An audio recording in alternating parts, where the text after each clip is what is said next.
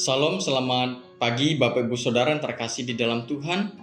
Berjumpa kembali dengan saya di pagi hari ini dalam Sapaan Pastoral Gereja Kristen Kalam Kudus Ambon.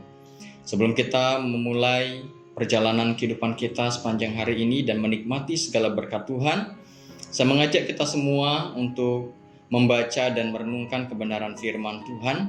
Dan biarlah firman Tuhan ini boleh senantiasa menjadi kekuatan bagi kita, menopang kita, bahkan menuntun kita untuk dapat selalu hidup di dalam rencana dan kehendak Tuhan.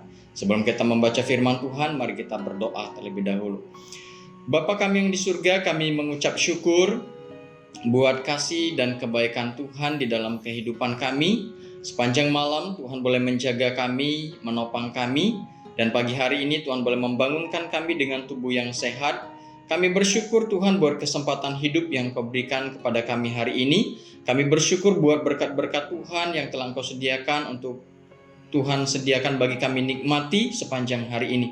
Sebelum kami memulai kehidupan kami sepanjang hari ini, memulai segala aktivitas kami, memulai segala kegiatan kami, dan memulai menikmati segala berkat Tuhan, kiranya Tuhan menguduskan setiap kami, melayakan kami. Dan di kesempatan ini kami mau memperlengkapi diri kami dengan kebenaran firman Tuhan untuk kami boleh menjalani kehidupan ini. Dan biarlah firman Tuhan yang kami renungkan pagi hari ini boleh senantiasa menjadi berkat bagi kami, menguatkan dan meneguhkan iman kami. Terima kasih Tuhan, berfirman kepada kami, dan biarlah firman Tuhan menjadi kekuatan bagi kami. Dalam nama Tuhan Yesus kami berdoa. Amin. Bapak Ibu dikasih oleh Tuhan, mari kita membuka Alkitab kita yang terambil dari kitab Ayub pasal 42 ayat 1 sampai yang ke-6. Kitab Ayub pasal 42 ayat 1 sampai yang ke-6. Saya akan membacakan bagi kita semua, demikian firman Tuhan.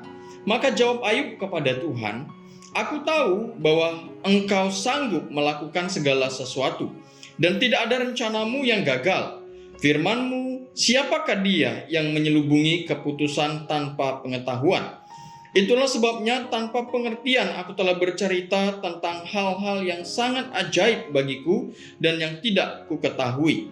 Firman-Mu, dengarlah, maka akulah yang akan berfirman. Aku akan menanyai Engkau supaya Engkau memberitahu aku.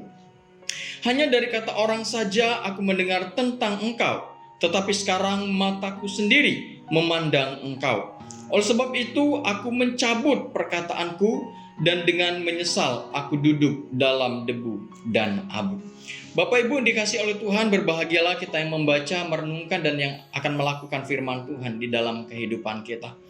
Bapak Ibu dikasih oleh Tuhan, kalau kita berbicara tentang perjalanan kehidupan kisah Ayub, firman Tuhan sangat jelas menceritakan bagaimana penderitaan Ayub yang begitu luar biasa yang dia alami di dalam kehidupannya. Dia begitu miskin semiskin-miskinnya, di mana dikatakan, dicatat dalam firman Tuhan bahwa seluruh kekayaannya itu hilang ludes. Bahkan anak-anaknya juga meninggal dunia. Bahkan yang paling mengerikan lagi dikatakan bahwa kesehatan Ayub pun juga memprihatinkan.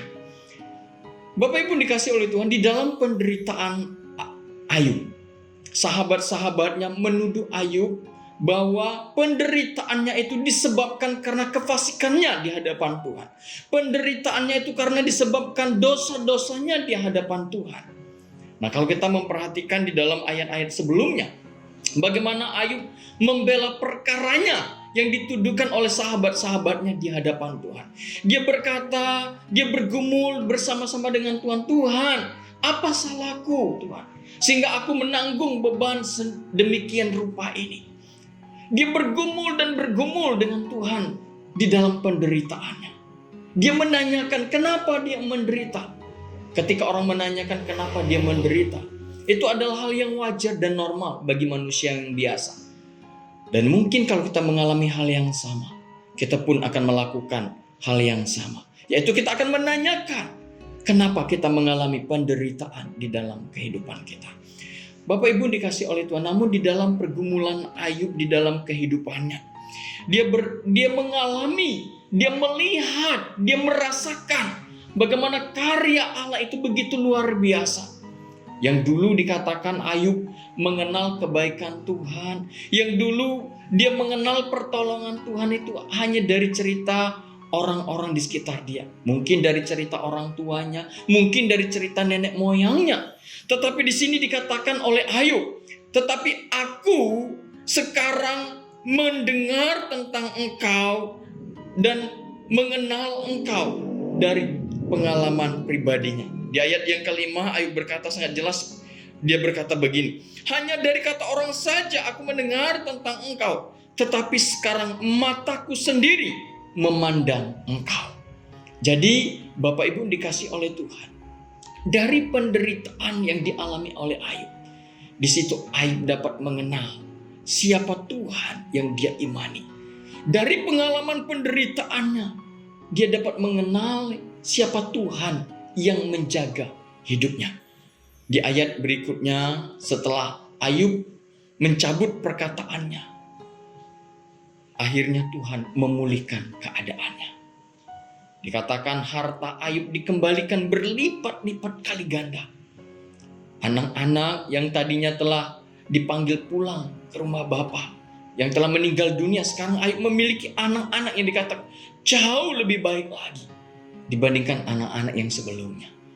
Jadi Bapak Ibu Saudara yang terkasih di dalam Tuhan, di dalam perjalanan kehidupan kita, mungkin kita tidak sama seperti Ayub, tetapi tentunya ada pergumulan demi pergumulan yang Tuhan izinkan terjadi di dalam kehidupan kita. Tetapi biarlah lewat pergumulan-pergumulan yang kita alami di dalam kehidupan kita, mari kita jadikan pergumulan itu untuk kita semakin mengenal Allah di dalam kehidupan kita. Untuk kita mengalami bagaimana kuasa Allah. Untuk kita mengalami bagaimana pertolongan Allah yang begitu real, yang begitu nyata di dalam kehidupan kita. Bapak Ibu dikasih oleh Tuhan, mungkin kita yang hari ini sedang bergumul. Apakah itu bergumul dengan kesehatan kita? Apakah kita bergumul dengan keluarga kita? Apakah kita bergumul dengan masa depan anak cucu kita? Tetapi mari kita bergumul bersama-sama dengan Tuhan. Mari kita pertaruhkan seluruh hidup kita sepenuhnya kepada Tuhan. Dan kita akan menyaksikan bagaimana karya Allah, penyertaan Allah, pertolongan Tuhan yang nyata di dalam kehidupan kita. Bapak Ibu Saudara, mari kita menyerahkan kehidupan kita sepenuhnya kepada Tuhan. Seperti yang dilakukan oleh Ayub. Di tengah-tengah penderitaan, dia tidak pernah meninggalkan Tuhan. Di tengah-tengah penderitaan, dia tidak mengutuki Tuhan. Di tengah-tengah penderitaan, dia tetap setia kepada Tuhan dan tetap percaya kepada Tuhan. Biar firman Tuhan ini boleh senantiasa menjadi berkat bagi kita semua, menguatkan dan meneguhkan iman kita, dan menjadikan kita semakin setia dan percaya kepada Tuhan. Mari kita berdoa. Bapa kami yang di surga, kami mengucap syukur buat kebenaran firman Tuhan yang telah kami renungkan pagi hari ini. Kami bersyukur kami boleh belajar dari pengalaman kehidupan Ayub, di mana Ayub boleh senantiasa mengalami, bahkan mengenal Tuhan. Bukan hanya dari cerita orang, tetapi dia mengenal Tuhan dari pengalaman hidupnya yang real. Tuhan, kami juga mau mengenal Tuhan lebih dalam lagi. Bukan kami mengenal Tuhan dari cerita-cerita orang, tetapi kami mau mengenal Tuhan, kami mau mengalami Tuhan sungguh-sungguh di dalam pribadi kehidupan kami. Lewat perjalanan kehidupan kami. Oleh sebab itu Tuhan, di saat kami menderita, di saat kami sedang kesusahan, kuatkan dan teguhkan iman kami. Ajar kami untuk tetap berserah dan berharap kepada Tuhan. Ajar kami untuk melihat bagaimana karya Allah yang nyata di dalam kehidupan kami. Terima kasih Bapa, kami menyerahkan untuk kehidupan kami sepanjang hari ini.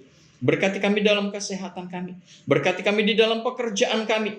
Berkati kami di dalam keluarga kami. Berkati kami di dalam masa depan kami. Kami pertaruhkan kehidupan kami sepenuhnya ke dalam tangan Tuhan. Dan kiranya Tuhan memberkati kami semua. Di dalam nama Tuhan Yesus kami berdoa dan mengucap syukur. Amin. Salam, selamat pagi Bapak Ibu Saudara. Selamat beraktivitas. Tuhan Yesus memberkati kita semua. Amin.